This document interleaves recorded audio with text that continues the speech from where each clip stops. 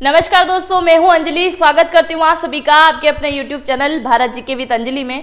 और आज अपन पढ़ने जा रहे हैं 5 मैराथन क्लासेस। इससे पहले मैं 4th मैराथन क्लासेस कंप्लीट करवा चुकी हूं। अगर आपने अभी तक वो क्लासेस नहीं देखी है तो आप Bharat GK with Anjali channel के साथ में जुड़ के वो सारी क्लासेस कंप्लीट कर सकते हैं। इससे पहले मैंने SSC GD मिक्सअप क्वेश्चन की क्लासेस भी लगा ली है। अगर आपने अभी तक वो नहीं देखी है तो आप वो क्लासेस भी देख सकते हैं। अगर आपका सपना है SSC GD में जाने का तो वो सारी क्लासेस आपके लिए काफ़ी ज़्यादा महत्वपूर्ण होने वाली है, क्योंकि उस क्लासेस में मैंने क्या किया है, मैथ्स और रीजनिंग को छोड़ के सारे सब्जेक्ट के मिक्सअप क्वेश्चन मैंने उसमें शामिल किए हैं, जो कि आपके लिए काफ़ी ज़्यादा महत्वपूर्ण होने वाला है। अगर आपने अभी तक नहीं देखा है तो आपके पास अगर टाइम कम है, आपका एग्ज़ाम आने वाले 5 से 6 दिनों के अंदर है, तो आप उनका टाइमिंग स्पीड बढ़ा के वो सारी क्लासेस कंप्लीट कर सकते हैं। साथ ही अगर आपने अभी तक चैनल को सब्सक्राइब नहीं किया है तो आप चैनल को सब्सक्राइब करके बेल आइकन को जरूर क्लिक करें, ताकि मेरे न्यू वीडियो आने वाले का नोटिफिकेशन सबसे पहले आपको मिल पाए। चलिए शुरुआत करते हैं आज के इस नए सेशन की। पहला प्रश्न है, इसके अंदर मैंने बहुत सारे ऐसे क्वेश्चन शामिल किए हैं जो आपकी पिछली बार एग्जाम में काफ़ी टाइम रिपीट हुए हैं। जैसे कि 2012 से लेके अभी तक जो एग्ज़ाम हो चुकी है उसमें जो क्वेश्चन शामिल हुए हैं वो वाले भी मैंने इसमें शामिल किए हैं, और इसके साथ में ही मैंने करंट के जो अभी हाल ही में आने की संभावना है वो सारे क्वेश्चन भी मैंने इसके अंदर शामिल किए हैं। तो आप ज़्यादा से ज़्यादा कमेंट करके बताइएगा कि आपको कैसे लगे आज के क्वेश्चन, और साथ ही आप चैनल को सब्सक्राइब जरूर करेंगे। चलिए शुरुआत करते हैं आज के इस नए सेशन की। एथेनॉल प्रमोशन नीति अपनाने वाला पहला राज्य कौन सा बना है? तो ये पूछा गया है आपसे, भारत का वह कौन सा राज्य है जो एथेनॉल प्रमोशन नीति अपनाने वाला पहला राज्य बन गया है? तो कौन आ जाता है यहाँ? बिहार। बिहार के द्वारा क्या होता है, एथेनॉल प्रमोशन नीति अपनाने वाला पहला राज्य बन जाता है। बात करें बिहार के बारे में तो सर्वप्रथम बिहार का नाम आता है सबसे कम साक्षरता।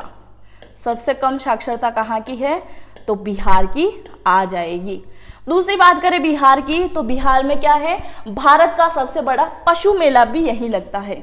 पशु मेला ये रिपीटेड क्वेश्चन है आपके एग्जाम के, काफी टाइम आ चुके हैं, जिनको मैं आपको अलग से फैक्ट बता दूंगी सारे के सारे क्वेश्चन से संबंधित। तीसरी बात करें चंपारण आंदोलन। चंपारण आंदोलन किसके द्वारा शुरुआत होती है इसकी? तो गांधी जी के द्वारा होती है। और कहाँ से होती है? तो बिहार के चंपारण से इसकी शुरुआत होती है। ये काफ़ी टाइम एग्जाम में आ चुके हैं ये क्वेश्चन, तो जो मैं एडिशन क्वेश्चन बता रही हूँ आप उनको अच्छे से नोट डाउन करते जाइए। सेकेंड क्वेश्चन है, विश्व का सबसे बड़ा फ्लोटिंग सोलर फार्म है, तो ये कहाँ पे आ जाता है? तो ये आता है सिंगापुर के अंदर। कहाँ आता है? सिंगापुर के। भारत की पोर्ट टैक्सी सेवा की शुरुआत कहाँ से की गई है? तो ये शुरुआत कहाँ से होती है? तो इसकी शुरुआत होती है नोएडा से कहाँ तक होती है? Film city. नोएडा से फिल्म सिटी तक। इसमें क्या होगा, अब नोएडा से फिल्म सिटी, आपके मन में एक क्वेश्चन आएगा कि पोर्ट टैक्सी, आखिरकार पोर्ट टैक्सी है क्या? ये करंट के क्वेश्चन है, तो आपको ये अच्छे से पता होना चाहिए कि अगर कोई न्यू चीज आ रही है तो इसके बारे में आपको जानकारी मैं दे दूं। भारत की पोर्ट टैक्सी सर्वप्रथम आई है, कहाँ से कहाँ चलेगी? नोएडा से फिल्म सिटी आपको घुमाने का कार्य करेगी। सबसे खासियत इसमें क्या है कि ना तो इसमें कोई ड्राइवर है और ना इसमें कोई कंडक्टर है। आप सही सुन रहे हैं, ना तो इसमें कोई कंडक्टर है ना इसमें कोई ड्राइवर है, यानी ड्राइवर लेस ये गाड़ी रहेगी। इसके साथ में ही प्रदूषण रहित रहेगी, यानी कि कोई प्रदूषण नहीं होगा, क्योंकि इसके अंदर तेल ईंधन वाली कोई वस्तु लगाई ही नहीं गई है। इसके अंदर क्या होगा, बैटरी चार्जिंग वाला सिस्टम होगा, यानी कि बैटरी के माध्यम से ये चलेगी, जिससे प्रदूषण होने की संभावना 0% है। तो अगर आप नोएडा दिल्ली साइड घूमने जा रहे हैं तो पोर्ट टैक्सी का आनंद जरूर लीजिएगा। नेक्स्ट क्वेश्चन है, भारत का पहला पूर्ण विद्युतीकरण रेलवे जोन कौन सा है? ध्यान से सुनना क्वेश्चन को, भारत का पहला पूर्ण विद्युतीकरण रेलवे जोन आपसे पूछा गया है, पूर्ण विद्युतीकरण वाला। तो कहाँ पे है ये? तो पश्चिमी मध्य रेलवे। कौन सा है? पश्चिमी मध्य रेलवे है ये। कहाँ पे आ जाता है? तो मध्य प्रदेश के जबलपुर में आता है। मध्य प्रदेश के जबलपुर में स्थित है। पश्चिमी मध्य रेलवे। अब बात करें रेलवे जोन की, भारत में कितने रेलवे जोन हैं? तो 17 रेलवे जोन हैं। और अगर डिवीजन की मैं बात करूं तो डिवीजन कितने हैं? 73, 73 डिवीजन है। क्लियर है? आगे बढ़े। नेक्स्ट है, भारत का सबसे बड़ा तैरता हुआ सौर ऊर्जा संयंत्र कहाँ पे है? तैरता हुआ सौर ऊर्जा संयंत्र के बारे में आपसे पूछा गया है, तो ये है तेलंगाना के अंदर। तेलंगाना के अंदर है। तो भारत का सबसे बड़ा तैरता हुआ सौर ऊर्जा संयंत्र आपको कहाँ देखने को मिलेगा? तो तेलंगाना के अंदर। तेलंगाना किससे अलग होता है? आंध्र प्रदेश से। और ये सबसे आखिरी में अलग हुआ है, इस वजह से ये वाला क्वेश्चन आपकी एग्जाम में काफी टाइम आ चुका है कि सबसे आखिरी में अलग होने वाला राज्य पूछ सकते हैं या अभी हाल ही में अलग हुआ। तो 2014 में ये अलग होता है। 2014 में कौन होता है? आंध्र प्रदेश से तेलंगाना अलग हो जाता है। माउंट किलिमंजारो पर चलने वाला युवक कौन है? माउंट किलिमंजारो पर चलने वाला युवक आपसे पूछा गया है, तो ये आ जाता है विराट चंद्रा। क्या नाम है इनका? विराट चंद्रा। अब बात करें माउंट किलिमंजारो की कि ये है कहाँ पे आखिरकार, तो माउंट किलिमंजारो कहाँ पे स्थित है? तंजानिया में। तंजानिया के अंदर स्थित है माउंट किलिमंजारो। क्लियर? 7 क्वेश्चन है, देश का पहला बाजार अनुसंधान संस्थान कहाँ पर है? देश का पहला बाजार अनुसंधान संस्थान आपसे पूछा गया है, तो इसकी स्थापना भी हाल ही में की गई है। कहाँ पे आ जाता है? राजस्थान के अंदर। राजस्थान का कौन सा जिला इसमें शामिल है? तो बाड़मेर। बाड़मेर के अंदर ही आता है, बाड़मेर के अंदर। अब बात करें बाड़मेर की, तो बाड़मेर की सीमा किससे से लगती है? तो पाकिस्तान के साथ में लगती है। पाकिस्तान के साथ में बाड़मेर क्या करता है? तो अपनी सीमा साझा करता है। अगर ये वीडियो राजस्थान वाले देख रहे हैं तो मुझे आप कमेंट करके जरूर बताइएगा कि पाकिस्तान के साथ में और राजस्थान के कौन कौन से जिलों की सीमा साझा करते हैं या जिला लगता है। आगे बढ़े। नेक्स्ट है, दादर और नागर हवेली एवं दमन द्वीप के राज्यपाल कौन है? ये दमन नहीं है, ये दमन है। दमन द्वीप, दादर और नागर हवेली एवं दमन द्वीप के राज्यपाल कौन है? तो इसके राज्यपाल कौन आ जाता है? प्रफुल्ल पटेल। कौन है ये? प्रफुल्ल पटेल। तो राज्यपाल है दमन द्वीप के एवं दादर नागर हवेली के। ये दोनों ही अलग थे जो कि अब एक हो चुके हैं। लक्षद्वीप के राज्यपाल आपसे पूछे गए हैं। साथ ही दादर और नागर हवेली के अगर आपसे पूछा जाए कि राजधानी कौन सी है इसकी, तो इसकी राजधानी आ जाएगी दमन। इसकी राजधानी क्या है? दादर और नागर हवेली एवं दमन द्वीप की राजधानी क्या है? तो इसकी राजधानी है दमन। लक्षद्वीप के राज्यपाल कौन है? तो अतिरिक्त भार के अंदर राज्यपाल दिया गया है प्रफुल्ल पटेल। प्रफुल्ल पटेल। तो दोनों के ही राज्यपाल कौन आ जाएंगे यहाँ पे? प्रफुल्ल पटेल आ जाएंगे। लक्षद्वीप के राज्यपाल मैंने आपको बता दिया है। साथ ही अगर आपसे राजधानी पूछ ली जाए तो इसकी राजधानी क्या आ जाएगी? इसकी राजधानी आ जाएगी कावारती। क्या आ जाएगी इसकी राजधानी? कावारती। कावारती किसकी राजधानी है? तो लक्षद्वीप की ये राजधानी है। भारत का पहला क्रिप्टो गेमिंग गार्डन आपसे पूछा गया है। ये हाल ही में स्थापित किया गया है या बनाया जा रहा है। ये कहाँ पे है? तो ये है देहरादून में। कहाँ पे है? देहरादून में। देहरादून के किस स्थान पे? यानी उत्तराखंड के देहरादून में है। ये उत्तराखंड के देहरादून में है। अब ये क्या होता है? क्रिप्टो गेमिंग गार्डन क्या होता है? तो घेर बीज की उपज यहाँ पे होगी। घेर बीज को उगाया यहाँ जाएगा। ये शवाक वगैरह जो होते हैं ना, कवक वगैरह, फफूंदीय पौधे वगैरह, तो उनसे संबंधित चीजें यहाँ पे आपको देखने को मिलेगी। यानी कि घेर बीजिंग संबंधित चीजें आपको कहाँ देखने को मिलेगी? तो देहरादून उत्तराखंड के अंदर। भारत का पहला चीनी संग्रहालय कहाँ पे है? भारत का पहला चीनी संग्रहालय आपसे पूछा गया है, तो ये आ जाएगा शिवाजी नगर में। कहाँ पे आ जाएगा? शिवाजी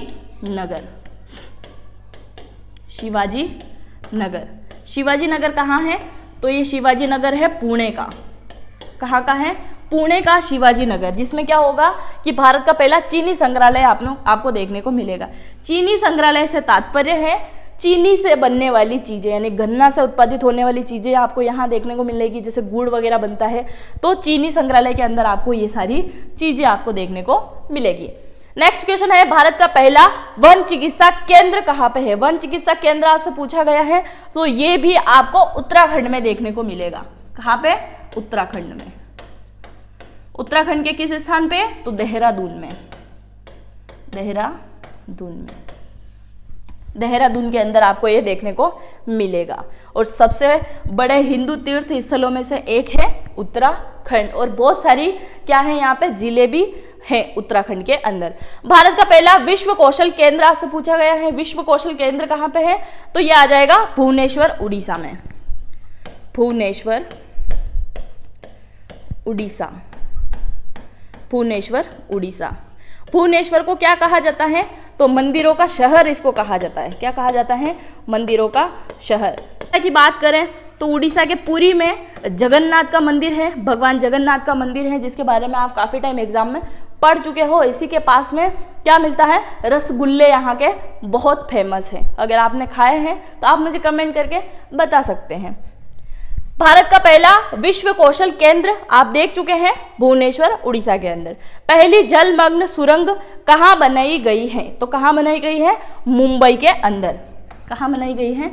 मुंबई के अंदर। मुंबई के अंदर क्या बनाई गई है? जलमग्न सुरंग। ये यहाँ बन गई है। मैंने इससे पहले वाले पार्ट में आपको बताया था कि जलमग्न मेट्रो कहाँ चलाई जाएगी। अगर आपने वो क्लासेस अच्छे से ध्यान से देखी है तो आप इसका आंसर मुझे इस वाली क्लास में कमेंट में बताएंगे। आगे बढ़े, नेक्स्ट है, पेपरलेस बजट पेश करने वाला पहला राज्य कौन बन गया है? पहला राज्य बना है, कौन बनता है? उत्तर प्रदेश। उत्तर प्रदेश बहुत तरक्की पे है। पेपरलेस बजट पेश करने वाला पहला राज्य कौन बनता है? तो बनता है उत्तर प्रदेश। अगर आपसे क्वेश्चन पूछा जाए कि पेपरलेस बजट पेश करने वाला पहला देश बना है तो वो कौन बनता है? दुबई बनता है। और अगर आपसे पूछा जाए कि पेपरलेस बजट पेश हुआ था भारत में, कब हुआ था, वो आप मुझे बताएंगे। किसने पेश किया था? रमण। कौन करता है? निर्मला सीतारमण जी के द्वारा क्या होता है? पेपरलेस बजट प्रस्तुत किए जाते हैं। आगे बढ़े, नेक्स्ट है, भारत का पहला रेबीज मुक्त। भारत का पहला रेबीज मुक्त राज्य है तो वो कहाँ पे आ जाएगा? गोवा। गोवा क्या है? तो रेबीज मुक्त राज्य है। क्या है? रेबीज मुक्त राज्य है गोवा। और अगर आपसे पूछा जाए गोवा के बारे में एक और ज्यादा रिपीट होने वाला क्वेश्चन करंट का, कि हर घर जल योजना, हर घर जल योजना, हर घर जल योजना में शीर्ष स्थान पे कौन सा राज्य है? तो वो कौन सा आ जाएगा? गोवा आ जाएगा। कि सर्वप्रथम किस राज्य का नाम इसमें आता है? तो गोवा का नाम इसमें आपको सर्वप्रथम देखने को मिलेगा। दुनिया का पहला आनुवांशिक रूप से संशोधित रबड़ का पौधा लगाया गया है। रबड़ का पौधा कहाँ पे लगाया गया है? तो ये लगाया गया है असम के अंदर। असम के अंदर। असम कहाँ है? गुवाहाटी असम। गुवाहाटी असम में लगाया गया है। और क्या है असम में? तो असम के डिगबोई क्षेत्र में क्या है? ये सारे रिपीटेड क्वेश्चन ही मैं आपको बता रही हूँ कि आपके एग्जाम में काफ़ी टाइम रिपीट हो चुके हैं। यानी कि बताने के लिए तो मैं बहुत सारे इनके तथ्य और बता सकती हूँ, पर जो क्वेश्चन रिपीट हो चुके हैं सिर्फ मैं उन्हीं के बारे में आपको बता रही हूँ। डिगबोई के अंदर क्या है? तेल के कुएं हैं। तेल के कुएं हैं। नेक्स्ट क्वेश्चन है, भारत की पहली पशु एम्बुलेंस की शुरुआत कौन से राज्य में की गई है? कौन से राज्य में होती है? तो ये होती है आंध्र प्रदेश के अंदर। कहाँ होती है? आंध्र प्रदेश के अंदर।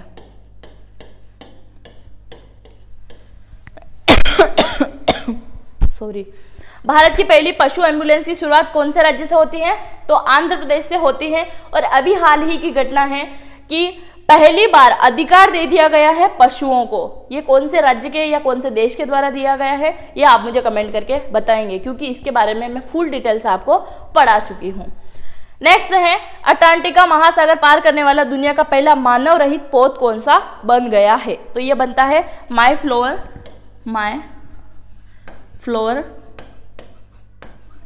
400। ये क्या है? मानव रहित पोत है, यानी इसके अंदर कोई भी मानव नहीं होगा। ये क्या कार्य करेगा? महासागर पार करने वाला दुनिया का पहला मानव रहित पोत बन गया है। इसका कार्य क्या होगा कि समुद्र के अंदर जो स्तनधारी जीव रहते हैं उनकी निगरानी का ये कार्य करेगा। दूसरा, समुद्र के अंदर जो प्रदूषण होता है उसके ऊपर भी निगरानी करने का ये कार्य करेगा। जिसके नेक्स्ट है, दुनिया का सबसे ऊंचा रेत महल का निर्माण कहाँ किया गया है? रेत महल का निर्माण आपसे पूछा गया है, तो रेत महल का निर्माण कहाँ होता है? डेनमार्क के अंदर। डेनमार्क के अंदर क्या होता है? इसका निर्माण होता है। दुनिया का सबसे ऊंचा रेत महल है यहाँ पे। भारत का पहला केंद्रीकृत एसी रेलवे स्टेशन कहाँ पे बनाया गया है? एसी रेलवे स्टेशन आपसे पूछा गया है, तो ये कहाँ पे बनाया गया है? तो ये बनाया गया है बेंगलुरु के अंदर। कहाँ बनाया गया है? बेंगलुरु में। बेंगलुरु। इसका नाम क्या है? एस विश्वेश्वरैया। एस विश्वेश्वरैया। विश्वेश्वरैया इसका नाम है ये। तो भारत का पहला केंद्रीकृत एसी रेलवे स्टेशन कहाँ पे बनाया गया है? बेंगलुरु में। ये है सबसे बड़ा, पर अभी हाल ही में इसका कार्य चल रहा है। इससे भी बड़ा कहाँ बनाया जा रहा है? तो उत्तर प्रदेश के गोरखपुर के अंदर। उत्तर प्रदेश के गोरखपुर के अंदर।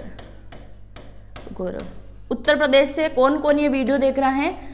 प्लीज़ हाई लिख के और अपने ज़िले का नाम जरूर लिखें, क्योंकि मुझसे काफ़ी ज़्यादा उत्तर प्रदेश के स्टूडेंट जुड़े हुए हैं, तो आप ये कमेंट जरूर कीजिएगा। तो उत्तर प्रदेश गोरखपुर में बन रहा है। तो भारत का पहला केंद्रीकृत एसी रेलवे स्टेशन कहाँ बनाया गया है? उत्तर प्रदेश के गोरखपुर के अंदर। यानी कि अभी हाल ही में सबसे बड़े का नाम आ जाए तो बेंगलुरु, पर अब बनाया जा रहा है, यानी कि इन फ्यूचर ये सबसे बड़ा होने वाला है, तो उत्तर प्रदेश के गोरखपुर में होगा। नेक्स्ट है, दुनिया का सबसे ऊंचा पर्वत ऊर्जा संयंत्र कहाँ पर बनाया गया है? पर्वत ऊर्जा संयंत्र कहाँ बनाया गया है? तो ये बनाया गया है, कहाँ बनाया गया है? सिनोन में। कहाँ बनाया गया है? सिनोन के अंदर। कहाँ बनाया गया है? सिनोन। सिनोन के अंदर। सिनोन कहाँ आ गया है? तो दक्षिण कोरिया के अंदर। दक्षिण कोरिया। दक्षिण कोरिया के अंदर बनाया गया है। मैक्स लाइफ इंश्योरेंस के ब्रांड एम्बेसडर आपसे पूछा गया है, तो इसके ब्रांड एम्बेसडर कौन है? रोहित शर्मा। कौन है? रोहित शर्मा। रोहित शर्मा। रोहित शर्मा। इसी के साथ में कौन है? ऋतिका। ऋतिका सक्सेना। ऋतिका सक्सेना। तो ये दोनों क्या हैं? तो इसके ब्रांड एम्बेसडर है मैक्स लाइफ इंश्योरेंस के। क्लियर है? आगे बढ़े। JAE नहीं है, ये UAE है। UAE स्वास्थ्य सेवा बुर्जिल होल्डिंग के ब्रांड एम्बेसडर कौन है? UAE और बुर्जिल को देख के आप समझ गए होंगे कि इसके ब्रांड एम्बेसडर कौन है। ब्रांड एम्बेसडर पूछा गया है, तो कौन है इसके ब्रांड एम्बेसडर? शाहरुख खान। शाहरुख खान। और शाहरुख खान को क्या मिला हुआ है? गोल्डन वीज़ा भी यहाँ का इनको मिला हुआ है। कितने दिन के लिए या कितने साल के लिए वैलिड रहता है गोल्डन वीज़ा? तो ये रहता है 10 वर्ष के लिए। 10 वर्ष के लिए। किस किस के मन में ये है कि मुझे भी गोल्डन वीज़ा मिल जाए? तो गोल्डन वीज़ा अभी तक कितने भारतीयों को मिल चुका है, ये आप मुझे कमेंट करके बताएंगे, क्योंकि इस टाइप के क्वेश्चन भी आपके एग्जाम में आते हैं। आप ये मत समझिएगा कि सिर्फ जनरल नॉलेज के लिए ये चीज़ें आती है, बल्कि ये नहीं है। आपकी एग्जाम में भी ये वाली चीजें आती हैं कि किसको गोल्डन वीजा मिल चुका है या भारतीय कितने लोगों को मिल चुका है। तो गोल्डन वीजा से नवाजा गया है किसको? शाहरुख खान को। उत्तराखंड राज्य का ब्रांड एम्बेसडर आपसे पूछा गया है, तो उत्तराखंड राज्य का ब्रांड एम्बेसडर कौन है? आप इनको अच्छे से जानते हैं, और हाल ही में क्या हुआ था? इनका एक्सीडेंट हो चुका है। किसका हुआ था? ऋषभ पंत का। किसका होता है? ऋषभ पंत का। ऋषभ पंत का। तो ऋषभ पंत कौन है? तो उत्तराखंड राज्य के ब्रांड एम्बेसडर हैं। और ऋषभ पंत है कौन? तो ये एक क्रिकेटर हैं। क्रिकेटर कौन है? उत्तराखंड के brand ambassador Rishabh Pant. Godrej consumer product के ब्रांड एम्बेसडर कौन है? तो इसके एड आपने काफी टाइम देखे होंगे। कौन करता है? शाहरुख खान करता है। शाहरुख खान। शाहरुख खान। तो इसके ब्रांड एम्बेसडर भी कौन है? शाहरुख खान। फैन कोड के ब्रांड एम्बेसडर आपसे पूछा गया है। फैन कोड के ब्रांड एम्बेसडर कौन है? तो इसके ब्रांड एम्बेसडर है रवि शास्त्री। सॉरी रवि शास्त्री। रवि शास्त्री कौन है? तो ये भारतीय इंडियन क्रिकेट टीम के कोच हैं। तो अभी भी वर्तमान में भी यही है, रवि शास्त्री फैन कोड के ब्रांड एम्बेसडर हैं। भारत की राजधानी, ये तो मैं आपको बताऊंगी नहीं क्योंकि आप पढ़ लोगे, कहीं एग्जाम में पास हो जाओगे। तो इसकी राजधानी क्या है? भारत की राजधानी क्या है? दिल्ली है, नई दिल्ली। नई दिल्ली। इसकी करेंसी क्या है आप सभी जानते हैं, क्योंकि आप भारत के निवासी हैं तो शायद मुझे इसके बारे में बताने की जरूरत नहीं है। बांग्लादेश की राजधानी आपसे पूछी गई है, तो बांग्लादेश की राजधानी है ढाका। करेंसी क्या है? टका। और अगर संसद का नाम पूछा जाए तो संसद का नाम क्या है? जातीय संसद। क्या नाम है इसका? जातीय संसद। तो किसी भी राज्य से संबंधित या देश से संबंधित चीजें पूछी जाती हैं तो या उसका प्रधानमंत्री पूछ लिया जाएगा, संसद का नाम पूछ लिया जाएगा। तो अफगानिस्तान की मुद्रा क्या है? अफगान अफगानी। क्या है? अफगान अफगानी। अफगान अफगानी क्या है? तो ये यहाँ की करेंसी है या मुद्रा है। अफगानिस्तान की अगर राजधानी की बात करें तो कौन सी इसकी राजधानी? काबुल है। काबुल। ये कबूल वाला नहीं है, काबुल। काबुल राजधानी है क्योंकि काबुल से ही कौन आते हैं? मुगल आते हैं, जो कि भारत पे काफी समय तक राज करके जाते हैं। नेक्स्ट है पाकिस्तान की संसद का नाम क्या है? तो इसकी संसद का नाम है नेशनल असेंबली। National assembly. अगर यहाँ की करेंसी की बात करें तो पाकिस्तानी रुपया आ जाएगा करेंसी। और अगर यहाँ की संसद तो आपने देख ली है, नेशनल असेंबली। अगर यहाँ की राजधानी की बात करें पाकिस्तान की तो क्या आ जाएगी? इस्लामाबाद क्या है? यहाँ की राजधानी है। भारत की जनगणना 2011 के अनुसार लिंगानुपात क्या है? 2011 के अनुसार लिंगानुपात आपसे पूछा गया है, तो कितना लिंगानुपात है? इसका लिंगानुपात है 943, यानी कि 1000 पुरुषों पर 943 महिलाएं। ये 2011 के अकॉर्डिंग जनगणना के अनुसार है। भारत की जनगणना 2011 के अनुसार साक्षरता दर कितनी है? तो साक्षरता दर है 73%। ये टोटल भारत की साक्षरता है। भारतीय फुटबॉल महासंघ मामला की निगरानी हेतु समिति बनाई गई है। उस समिति का नाम क्या है? आपसे पूछा गया है। तो समिति है AR दवे समिति। AR दवे समिति है। आगे बढ़े। नेक्स्ट है प्रधानमंत्री के पंजाब दौरे के दौरान सुरक्षा चूकों की जांच के लिए समिति का गठन किया गया। उसके अध्यक्ष कौन है? इसके 2 अध्यक्ष बनाए गए हैं। तो 2 अध्यक्ष कौन कौन है? पहले है इंदु मल्होत्रा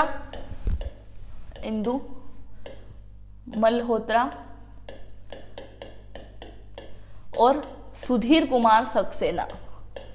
सुधीर कुमार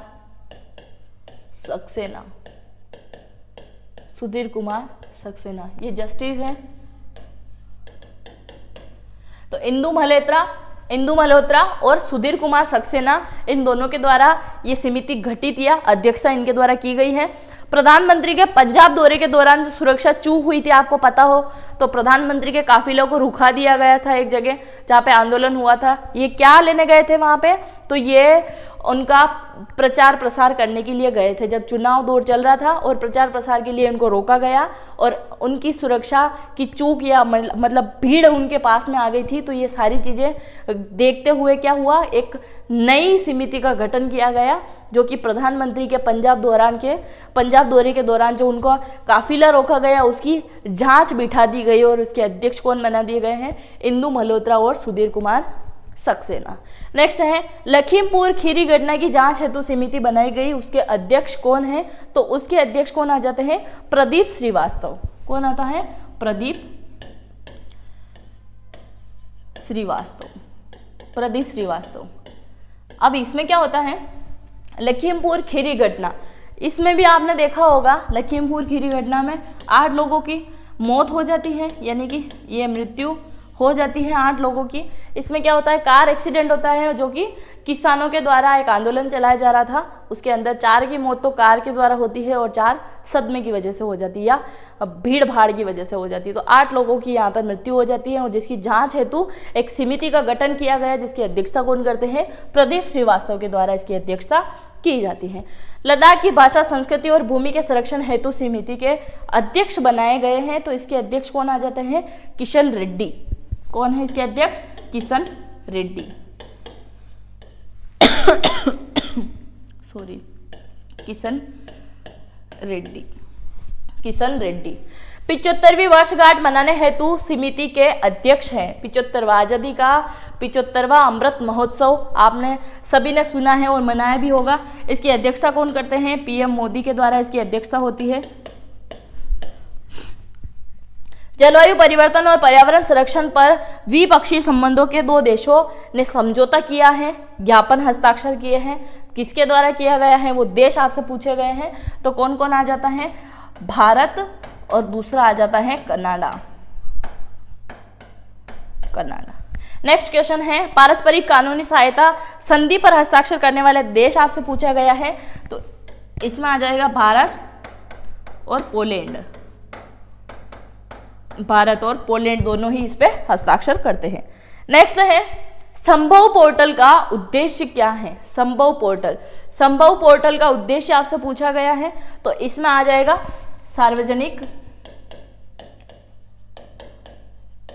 सार्वजनिक कार्य एवं योजनाओं के समन्वय में शिकायत हेतु, यानी कि कोई भी योजना चलाई जा रही है और उसके लाभ से अगर आप वंचित हैं तो उसकी शिकायत करने के लिए आपके पास में कौन सा उद्देश्य या पोर्टल है, संभव पोर्टल आपको देखने को मिलेगा। जन निगरानी ऐप किस सरकार के द्वारा जारी किया गया है, केंद्र सरकार के द्वारा जारी किया गया है। और इसके अंदर भी क्या होता है, केंद्र के द्वारा जो योजनाएं प्रसारित की जाती है, योजना प्रसारित की जाती हैं, उन्हीं के ऊपर निगरानी का यह कार्य करता है। जैसे कि आयुष्मान कार्ड योजना है, इसके अंदर बहुत सारे प्रॉब्लम में होते हैं कि उनका कार्ड नहीं बन पाता है या बनाने से कोई इनकार कर देता है। तो उससे संबंधित अगर आपकी शिकायतें हैं तो आप जन निगरानी ऐप के द्वारा उसकी शिकायत उस पर दर्ज करवा सकते हैं। ट्रेनों को निजी क्षेत्र में देने हेतु समिति बनाई गई है। उस समिति की अध्यक्षता कौन करता है, तो उस समिति की अध्यक्षता करते हैं अमिताभ कांत। कौन करता है, अमिताभ कांत। कौन है ये अमिताभ कांत, ये आप मुझे कमेंट करके बताएंगे।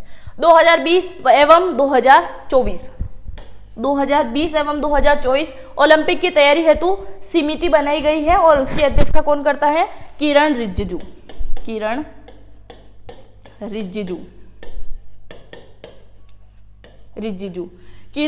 कौन है ये, कानून मंत्री है देश के। 2020 और 2024 ओलंपिक की बात करें तो 2020 में ओलंपिक कहाँ हुए हैं, आपने काफी टाइम इनसे संबंधित क्वेश्चन पढ़ लिए होंगे। तो टोक्यो में होता है ओलंपिक। और अभी अगर बात करें 2024 की कि 2024 में ओलंपिक कहाँ होने वाले हैं, तो वो हो जाएंगे पेरिस के अंदर, फ्रांस, पेरिस के अंदर। बात करें 2020 के टोक्यो ओलंपिक की तो 7 पदक इस बार भारत ने जीता है और सबसे अधिक आप बोल सकते हैं, ये तो बहुत कम है पर सबसे प्रथम बार भारत द्वारा इतने पदक जीते गए हैं, जिसमें 1 गोल्ड है, 2 सिल्वर हैं और बाकी क्या है, कांस्य पदक है। कितने हैं, 4, 2 6 और 1 7। तो 4 कांस्य पदक जीते गए हैं, 2 सिल्वर जीते गए हैं और 1 गोल्ड पदक जीता गया है। गोल्ड किसने जीता है, गोल्डन बॉय नीरज चोपड़ा, जिसके ऊपर एक पुस्तक भी लिखी गई है जो मैं आपको अच्छे से पढ़ा चुकी हूँ। किसमें जीतते हैं, भाला फेंक के अंदर ये जीतते हैं। नीति आयोग के प्रथम उपाध्यक्ष थे। नीति आयोग के प्रथम उपाध्यक्ष आपसे पूछे गए हैं, तो प्रथम उपाध्यक्ष कौन आते हैं, अरविंद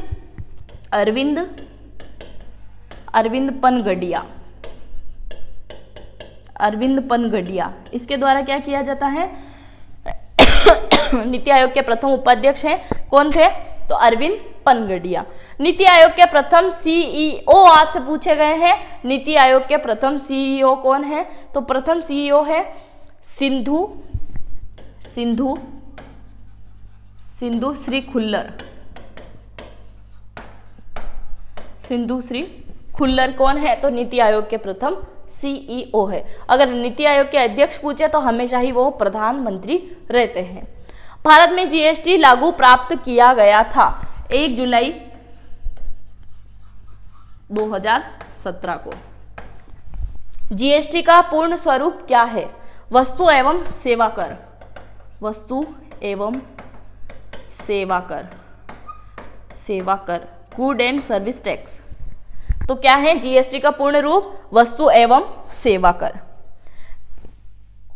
नेक्स्ट है पृथ्वी दिवस कब मनाया जाता है? इसमें बहुत सारे क्वेश्चन अब जो 51 से स्टार्ट हो रहे हैं, इसमें बहुत सारे क्वेश्चन आपको ऐसे देखने को मिलेंगे जो आपने अगर एसएससी जीडी के पेपर सोल्व किए हैं तो आपको ये क्वेश्चन रिपीटेड दिखने को मिलेंगे। जैसे कि काफी टाइम ये एग्जाम में आ चुके हैं, 2011 वाली वैकेंसी में आए थे, 13 में आए, 17 में आए हैं और अभी की जो वैकेंसी है उसके अंदर भी आपको ये वाले क्वेश्चन देखने को मिलेंगे। पृथ्वी दिवस कब मनाया जाता है? तो मनाया जाता है 22 मार्च को।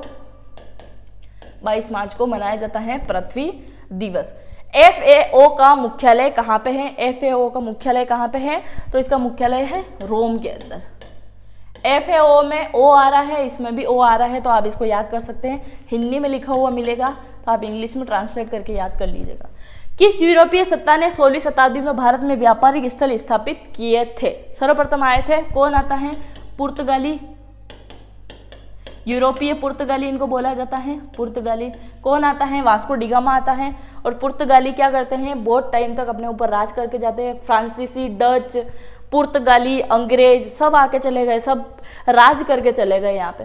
मादक द्रव्य दुरुपयोग तथा अवैध व्यापार के विरुद्ध अंतर्राष्ट्रीय दिवस कब मनाया जाता है? तो ये दिवस मनाया जाता है 26 जून को। कब मनाया जाता है? 26 जून को। 26 जून को मनाया जाता है। हांगकांग आजकल किसका भाग है? तो ये चीन का है। हांगकांग चीन का। राजद्रोही द्वार आपको कहां देखने को मिलेगा? तो राजद्रोही द्वार आपको देखने को मिलेगा इलाहाबाद के अंदर। इलाहाबाद के अंदर देखने को मिलेगा राजद्रोही द्वार। वर्मी कंपोस्ट इससे उत्पन्न होता है। अब इसमें मैं आपको एक इंपॉर्टेंट क्वेश्चन बताने वाली हूं जो कि आपकी अगर एग्जाम में आ जाए तो आप उसको बिल्कुल भी गलत नहीं करोगे। क्या है? केचुआ। आपको अगर ऑप्शन मिले 4 और ये पूछा जाए कि किसान मित्र कहा जाता है, किसान मित्र, पहला आपका ऑप्शन रहेगा हल, दूसरा रहेगा पशुपालन और तीसरा रहेगा कृषि, और अगर चौथा मैं दे दूं गांव से संबंधित चीजें, कुछ भी आपके इसमें गांव, नदी वगैरह कुछ भी फसल वसल आ सकती है, और पांचवा आ जाएगा केचुआ। तो इसमें क्या होगा? 100 में से 28% क्या लगाएंगे? गांव को लगा देंगे। 80% किसको लगाएंगे? हल को लगा देंगे। 20% पशुपालन को लगा देंगे और बाकी बचे हुआ कृषि को लगा देंगे। मीन्स केचुए को कोई भी ध्यान में नहीं लेके आएगा, क्योंकि अगर वर्मी कंपोस्ट की बात आ जाए तो शायद केचुआ आप राइट आंसर लगा दो।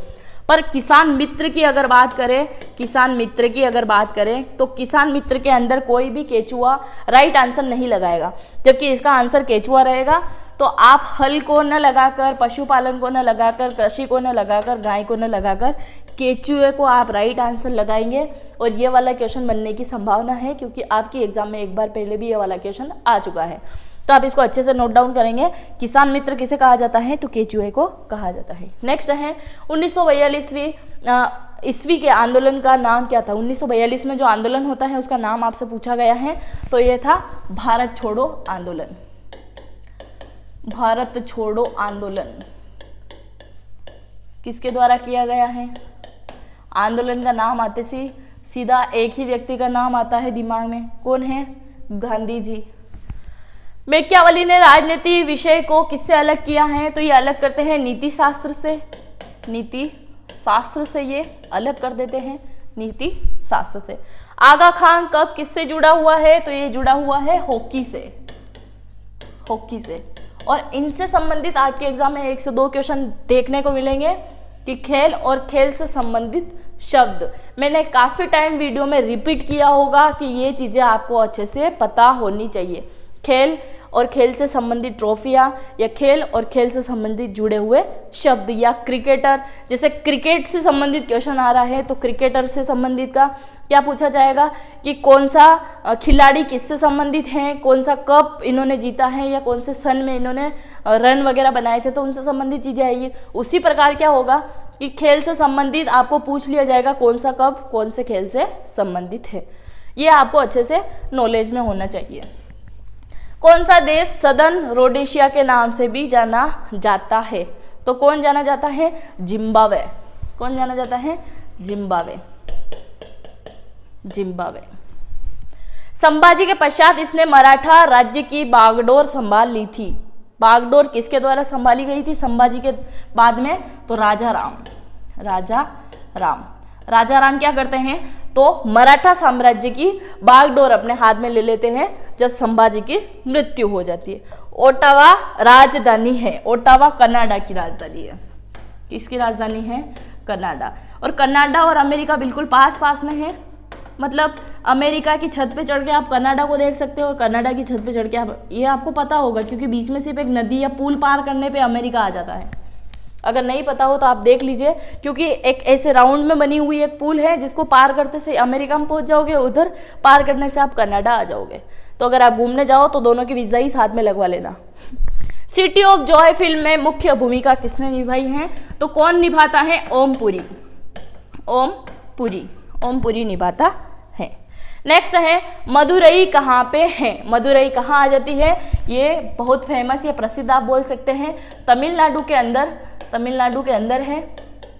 मदुरई से बहुत सारे संगीतकार हुए हैं, बहुत सारे नाटकीय कलाकार यहाँ से आते हैं। मदुरई से रेमन मैग्सेसे पुरस्कार जीतने वाली कौन आती है? सुब्बुलक्ष्मी आती है, जिनके बारे में काफ़ी टाइम एग्जाम में क्वेश्चन आपको देखने को मिलेगा। पोप कहाँ रहते हैं? पोप रहते हैं वेटिकन सिटी में।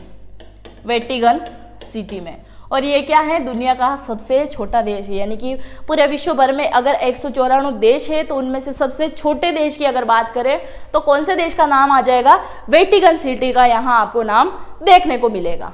गांधी जी को अर्धनंगा फकीर, अर्धनंगा, गांधी जी को अर्धनंगा फकीर किसने कहा था? तो ये कहा था विंस्टन चर्चिल ने। विंस्टन चर्चिल के द्वारा क्या कहा गया था? अर्धनंगा फकीर। महाकवि तुलसीदास जी किस राजा के राज्यकाल में प्रसिद्ध हुए? तो ये होते हैं अकबर के। यही वाला क्वेश्चन एक बार और घुमा फिरा के आपसे पूछ सकते हैं, कैसे? महाकवि तुलसीदास जी किस राजा के समकालीन कवि रहे हैं? तो भी आपको आंसर लगाना है अकबर। भारत का कृत्रिम बंदरगाह आपसे पूछा गया है, तो कृत्रिम बंदरगाह कहाँ पे है? तो ये आ जाएगा चेन्नई के अंदर। चेन्नई के अंदर क्या है? कृत्रिम बंदरगाह है। नोबेल पुरस्कार की स्थापना किस देश ने करी है? किस देश के द्वारा नोबेल पुरस्कार की स्थापना होती है? तो ये होती है स्वीडन के द्वारा। सॉरी, स्वीडन के द्वारा क्या होता है? नोबेल पुरस्कार वितरित किए जाते हैं या दिए जाते हैं। अभी तक भारत में कितने लोगों को नोबेल पुरस्कार मिल चुका है? तो नोबेल पुरस्कार अभी तक भारत में मिला है 9 लोगों को। किसको मिला है?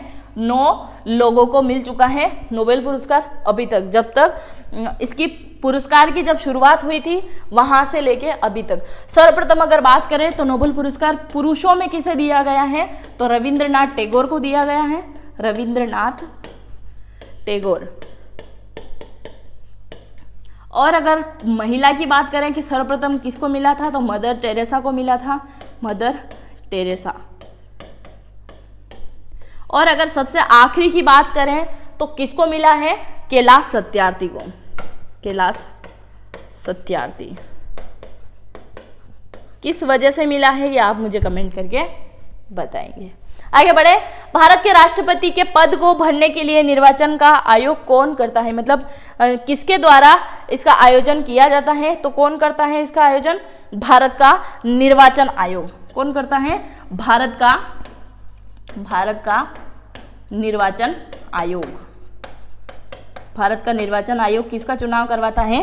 तो राष्ट्रपति का चुनाव करवाता है। नेक्स्ट क्वेश्चन है, राष्ट्रपति द्वारा संसद के लिए आंसर ही मैंने बोल दिया इसमें। राष्ट्रपति द्वारा संसद के लिए एंग्लो इंडियन समुदाय के कितने सदस्यों को नामित किया जाता है? तो राष्ट्रपति सिर्फ 2 सदस्यों को नामित कर सकता है।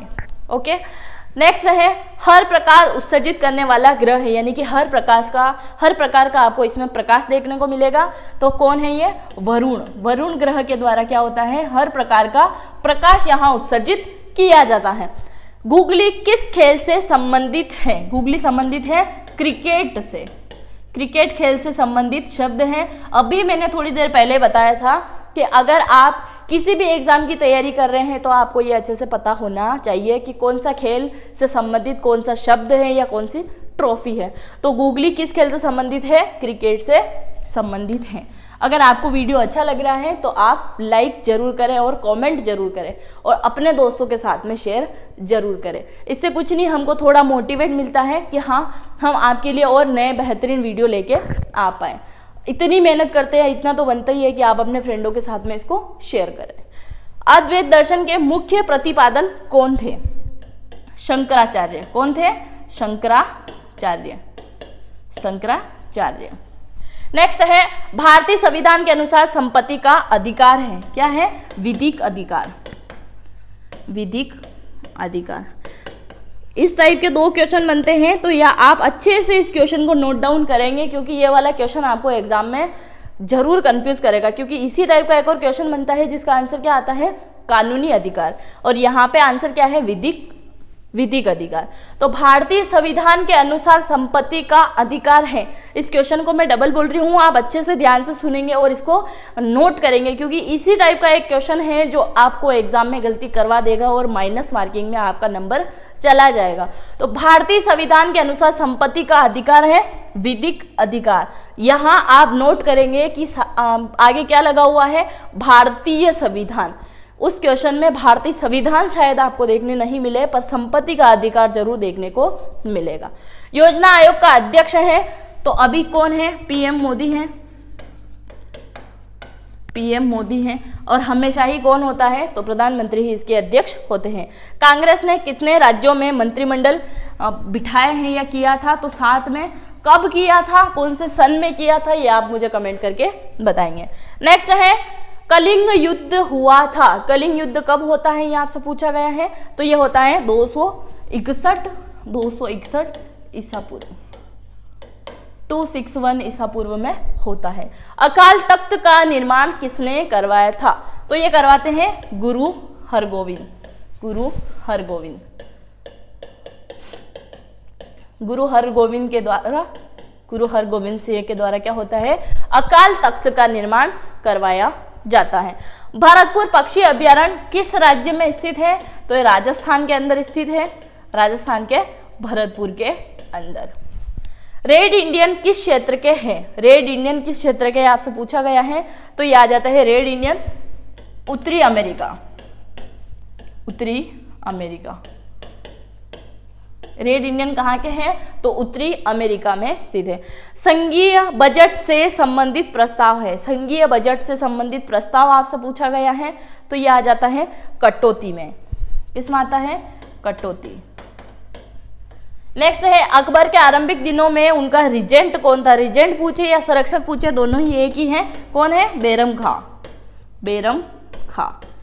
बैरम खां। इनका नाम बैरम खां क्यों था? क्योंकि बहुत बहरम थे ये, मतलब बेरहम, इनको रहम नहीं आता था बिल्कुल भी।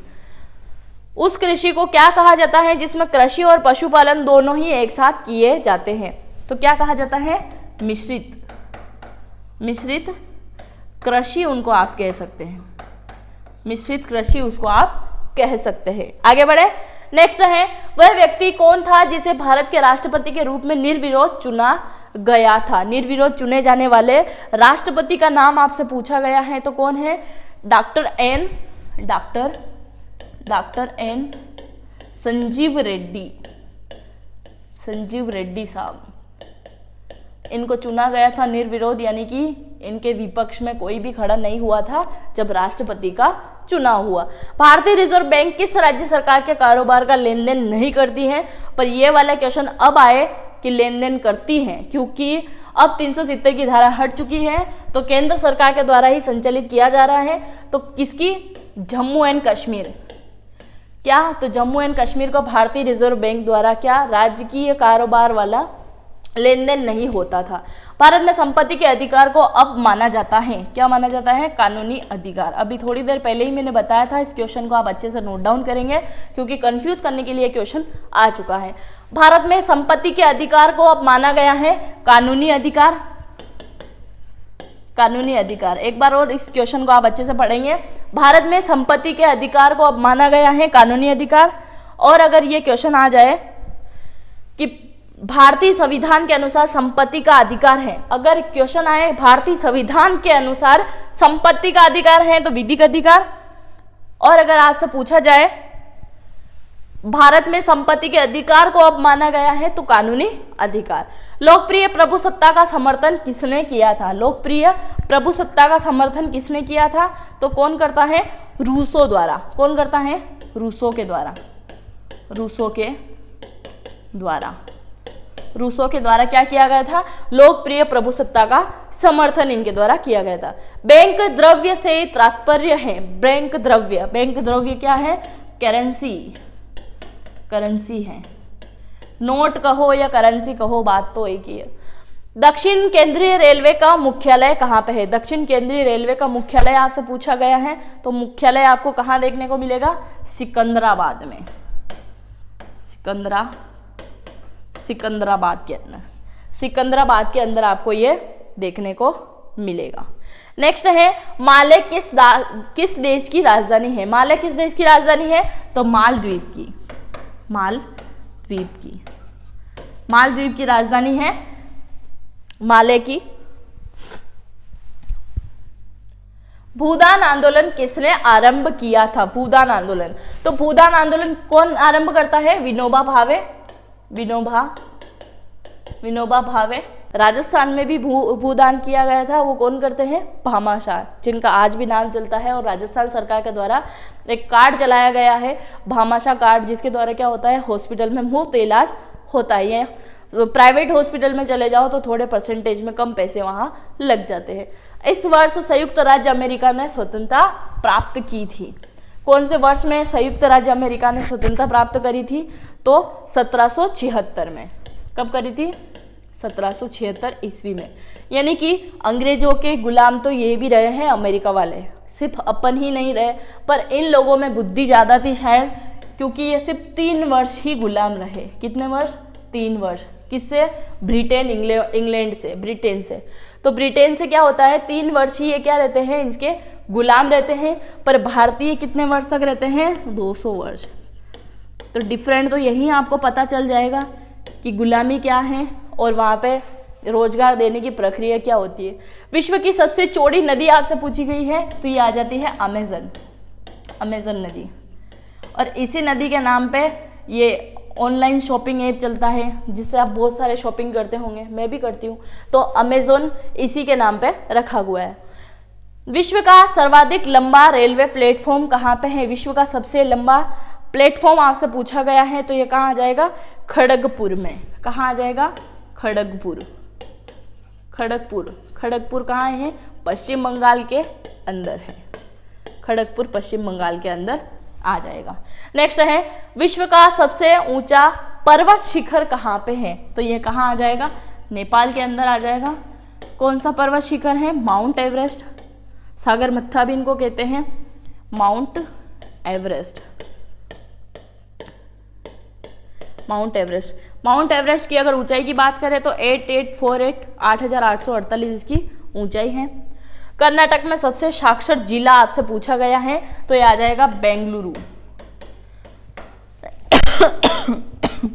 सॉरी, बेंगलुरु, बेंगलुरु। आज मेरी थोड़ी तबीयत सही नहीं है तो शायद कहीं कहीं बोलने में मिस्टेक हुई हो तो माफ़ कीजिएगा, सॉरी। कर्नाटक में सबसे साक्षर जिला कौन सा है? तो बेंगलुरु है। कर्नाटक में सबसे बड़ा जिला पूछा गया है तो कौन सा आ जाएगा इसमें, ये आ जाएगा बीजापुर। कौन सा आ जाएगा, बीजापुर। कौन सा आ जाएगा, बीजापुर। और बीजापुर के अंदर किसका मकबरा है ये आप मुझे कमेंट करके बताएंगे। गोल गुंबज भी आपको कहाँ देखने को मिलेगा, बीजापुर के अंदर ही आपको देखने को मिलेगा। और ये गोल गुंबज किसका मकबरा है ये आप मुझे कमेंट करके बताएंगे। ये थे आज के टॉप 100 क्वेश्चन जो आपको अच्छे लगे होंगे। और अगर आपको आज का वीडियो अच्छा लगा है तो अपने दोस्तों के साथ में ज़रूर शेयर करें और चैनल को ज़्यादा से ज़्यादा सब्सक्राइब करें और कमेंट जरूर करें। और नेक्स्ट किस टॉपिक पे आपको वीडियो चाहिए वो भी आप मुझे कमेंट करके पूछ सकते हैं या बता सकते हैं, उसका भी मैं आपको रिप्लाई करूंगी। और इन्फॉर्मेटिव वीडियो अगर आपको किसी भी टॉपिक पे चाहिए तो भी आप कमेंट करें, उसके लिए भी मैं आपको वीडियो प्रोवाइड करा दूंगी। मिलते हैं नेक्स्ट वीडियो में। Thank you.